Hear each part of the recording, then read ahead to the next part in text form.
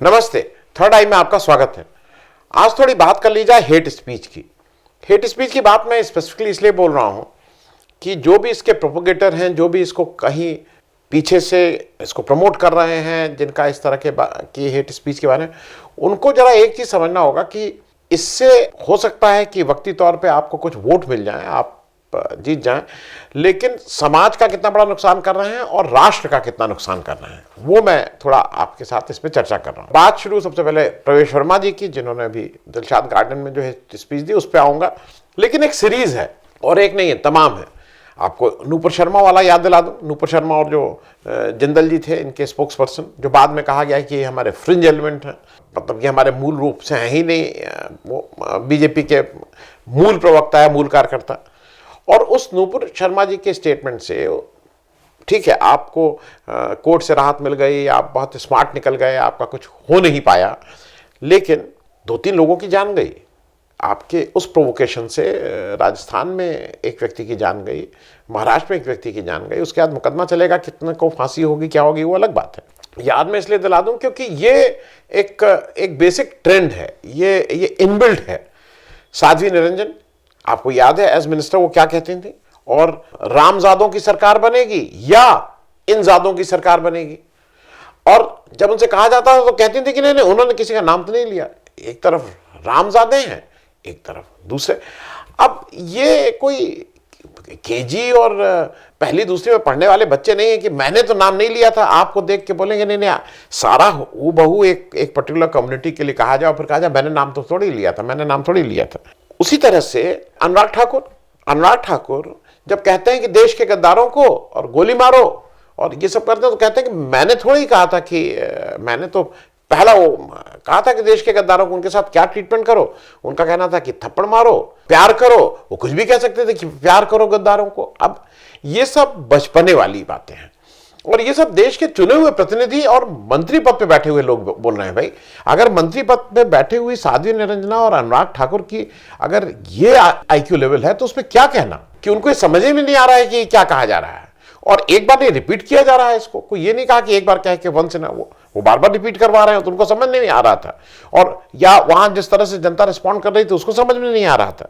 शाहीन बाग वाला बयान जब दिल्ली इलेक्शन से पहले अमित शाह साहब का कि क्या दबाएंगे और कहां होगा, तो समझ में नहीं आ रहा था किसके लिए कह रहा था। नहीं, मैंने तो नहीं कहा था। अब वो यह था कि आपका दिमाग वैसा ही। ये एक आप अगर देखते होंगे, कुछ भद्दे चुटकुले लोग करते हैं और फिर उसमें बहुत मजाक में जिसको नॉन वेजिटेरियन जोक बोला जाता है कि आपका दिमाग गंदा है, हमने तो ऐसा नहीं कहा था। अब इसमें आप देश के सर्वोच्च पद पे बैठे हुए लोग अगर इस तरह की बातें करें तो उनका क्या करेंगे।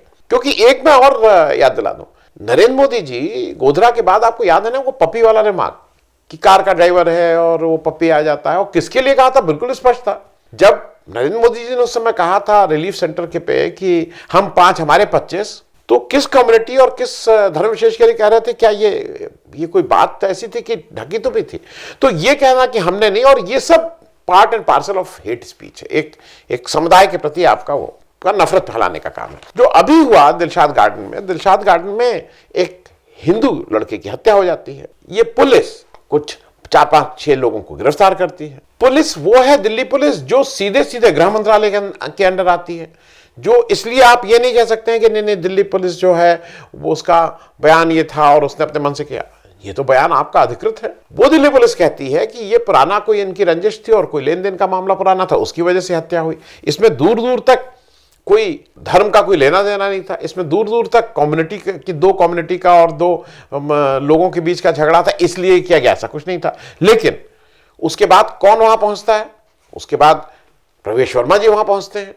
इनके पिताजी बड़े पद पे रहे, भाई चीफ मिनिस्टर रहे उत्तर दिल्ली से, ये दूसरी बार के सांसद हैं। कोई ये नहीं है कि ये इनको समझ में नहीं आ रहा है ये क्या कह रहे हैं। वहां ये अपना कहते हैं कि इन लोगों का बहिष्कार करो, इन लोगों से सामान मत खरीदो, इन रेहड़ी वालों से और इन दुकानदारों को बहिष्कार करो, इनको मजदूर मत रखो, इनको मजदूरी मत दो। इस तरह की बातें करते हैं, ये बाइकआउट करने की बात करते हैं। और वहां पे दूसरे भाई सब कौन आके भाषण देते हैं? दिलशाद गार्डन से लगा हुआ लोनी के विधायक जो गुज्जर हैं उत्तर प्रदेश से, वो आके वो प्रोवोक करते हैं। वो एक अलग अपना वो है। फिर 2 अब वो अपने को हिंदू धर्म के स्वामी और सन्यासी बोलते हैं। इस तरह के लोग आके वहां बता रहे हैं कि हाथ काट दो और सर, अगर ऐसा होगा तो सर काट दो, इत्यादि इत्यादि। इस तरह के प्रोवोकेटिव भाषण है जिसमें ये दोनों लोग मौजूद हैं, दिल्ली पुलिस खड़ी है।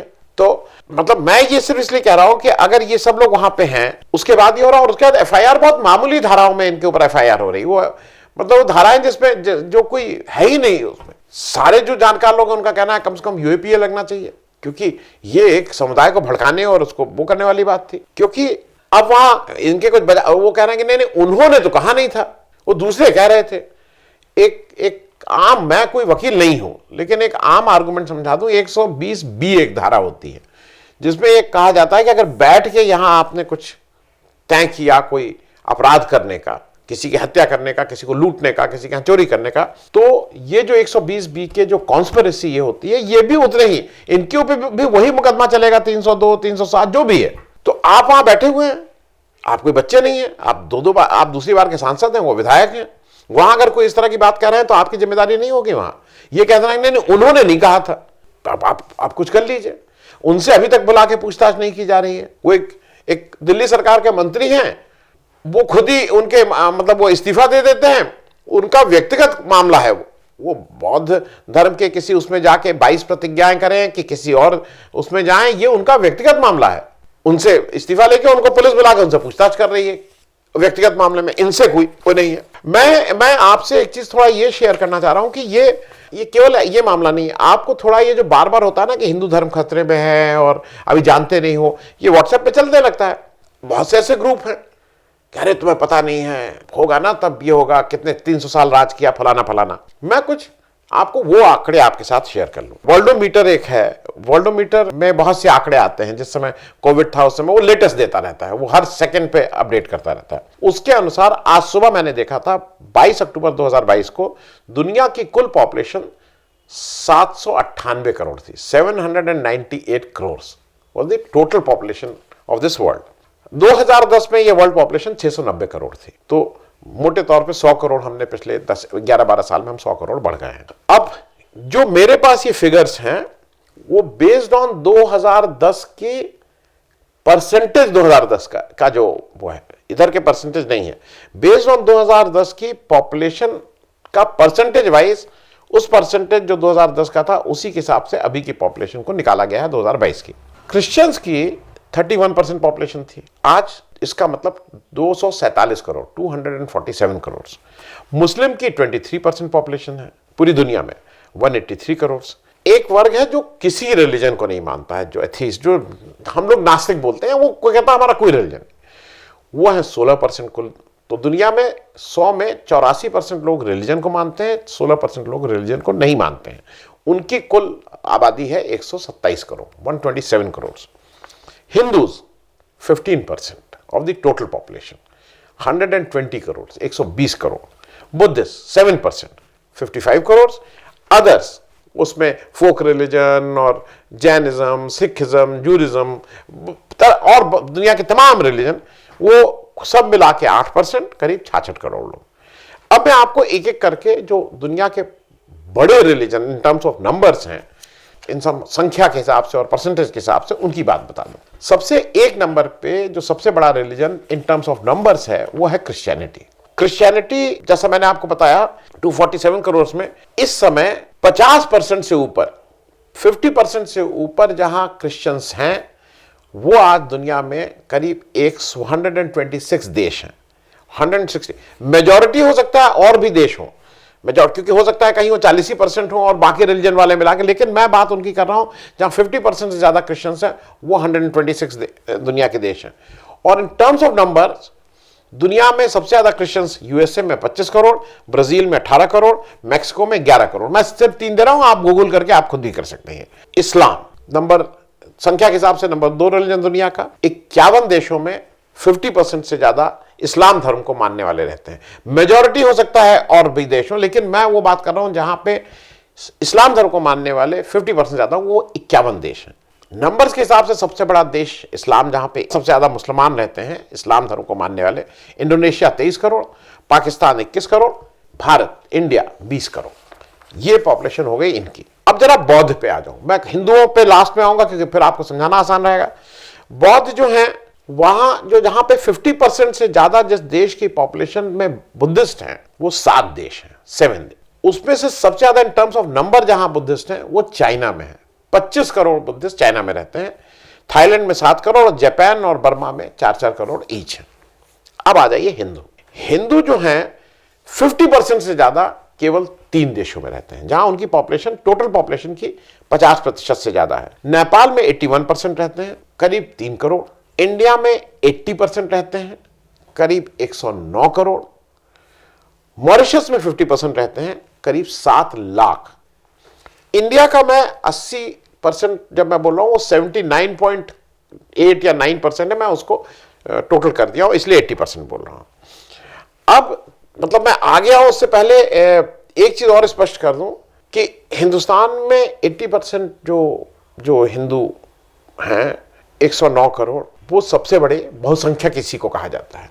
और एक बात आपको ये बता दूं कि किसी भी देश में इन टर्म्स ऑफ नंबर गिनती के आधार पर एक धर्म के मानने वाले सबसे ज्यादा अगर कहीं रहते हैं एक देश के तो वो हिंदू हैं, जो हिंदुस्तान में 109 करोड़ रहते हैं। उसके बाद एक धर्म को मानने वाले क्रिश्चियंस 25 करोड़ यूएस में और बौद्ध 25 करोड़ चाइना में रहते हैं। मतलब एक देश में 109 करोड़ हिंदू, नेक्स्ट अगर एक देश में कोई एक रिलीजन मानने वाला है तो यूएस में 25 करोड़ क्रिश्चियंस और चाइना में 25 करोड़ बौद्ध। इस्लाम मानने वाले एक देश में सबसे ज्यादा 23 करोड़ हैं। तो इन टर्म्स ऑफ अगर वो देखेंगे कंट्री तो इंडिया के 109 करोड़ एक ही देश में रहते हैं। ये बात मैं आपको इसलिए बता रहा हूं थोड़ा, अब आप एक और गौर फरमाइए। जब CNRC लगा था तो अमित शाह साहब और ये सब लोग जो बीजेपी का यही था ना कि हम भाई इसमें जो बाहर से इस्लाम छोड़ के बाकी जो रिलीजन के लोग आएंगे वहां पे उत्पीड़न जहां पे हो रहा होगा हिंदुस्तान की नेबरिंग कंट्रीज से, उनको हम यहां की नागरिकता दे देंगे केवल इस्लाम को छोड़। और ये माना गया और उस समय ये कहा गया कि जो अगल बगल के हमारे देश हैं पाकिस्तान बांग्लादेश, वहां पे चूंकि इस्लामिक कंट्रीज हैं तो वहां पे मुसलमान का तो उत्पीड़न हो ही नहीं सकता है।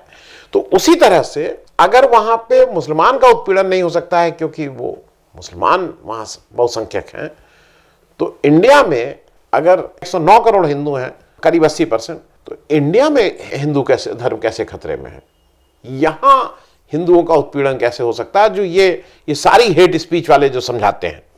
एक तो ये मैंने इसलिए कहा कि ये समझना जरूरी है कि हम एक बड़ा रिलीजन है और एक ही जगह हम लोग कंसंट्रेट करके रहते हैं। अब एक और विषय पे आपको समझना जरूरी है, इसलिए मैं दूसरा विषय ला रहा हूं।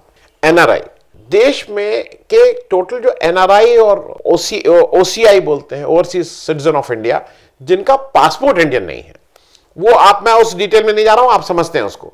NRI जो इंडियन पासपोर्ट होल्डर है, OCI जो इंडियन पासपोर्ट नहीं है पर उनको यहां वीसा मिल सकता है, वो यहां का ओरिजिन है, पासपोर्ट होल्डर कहीं और के हैं। हमारे यहां ड्यूअल सिटीजनशिप का नहीं है प्रोविजन, इसलिए 2 पासपोर्ट लेके नहीं चल सकते हैं। ये करीब 3.25 करोड़ से 325 करोड़ NRIs हैं। ऐसा कहा जाता है कि वर्ल्ड का लार्जेस्ट डायस्पोरा जो है, जो लार्जेस्ट ये जो कम्युनिटी है वो इंडियंस की है एज NRI और OCI। और एक और चीज है, दुनिया के लार्जेस्ट माइग्रेंट जो NRI जो है इंडिया से बाहर हर साल जाते हैं, वो 25 लाख लोग हर साल इंडिया से बाहर जा रहे हैं और वो दुनिया के सबसे ज्यादा एक किसी कंट्री से मतलब इन टर्म्स ऑफ नंबर जाने वाले हम लोग हैं। अब इन लोगों की अहमियत क्या है, इसलिए मैं ये आपसे बात कर रहा हूं। इंडिया का जो टोटल फॉरेन एक्सचेंज है ना, उसका करीब 25% जो NRI की रेमिटेंस है हमारे यहां आती है, हम देश को जो भेजते हैं उसका भाग है। क्योंकि एक चीज और समझ में, एक छोटी सी फिगर दे के आगे बढ़ जाऊंगा। 2018 में वर्ल्ड बैंक के अनुसार दुनिया का जो हाईएस्ट रेमिटेंस था, 2018 की फिगर्स हैं, इंडिया में $79 बिलियन था, चाइना में $67 बिलियन था और मैक्सिको में $36 बिलियन था। हमारे यहां पैसा लोग घर पे ठीक से भेजते हैं। ये बात मैंने आपको इस रेफरेंस से बताई कि आज जब आप इस बहिष्कार करने की बात को कर रहे हैं तो हिंदू तो 3 ही देशों में सब वो हैं, उसमें भी मॉरिशस एक है जहां 7 लाख हिंदू हैं, लेकिन बाकी जो देश हैं वहां पे जो बाकी बहुसंख्यक हैं, अगर उन्होंने ये कल के दिन स्टैंड ले लिया कि नहीं हिंदुओं का हम बहिष्कार करेंगे, जो एक इंपॉर्टेंट हमारी इकोनॉमी के लिए भी इंपॉर्टेंट है और हम लोग कामकाजी लोग बाहर जाके हम काम करते हैं, उनके ऊपर क्या इफेक्ट होगा, कभी सोचा है?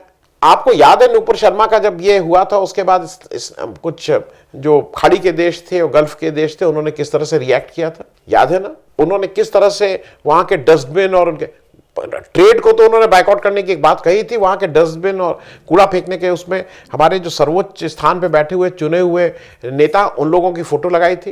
क्या ये अच्छा लगता था? चुनाव की बात दूसरी है, चुनाव में कोई एक वो कहता है कि वो अच्छे, वो बुरे, वो लंबे, वो छोटे, वो काले, वो गोरे, लेकिन एक विदेश में बैठ के अगर कोई हमारे किसी नेता की डस्टबिन में फोटो लगती है तो मैं, आप या कोई भी हिंदुस्तानी, कोई भी भारतीय के लिए को शर्म आती है, गुस्सा आता है, अच्छा नहीं लगता है।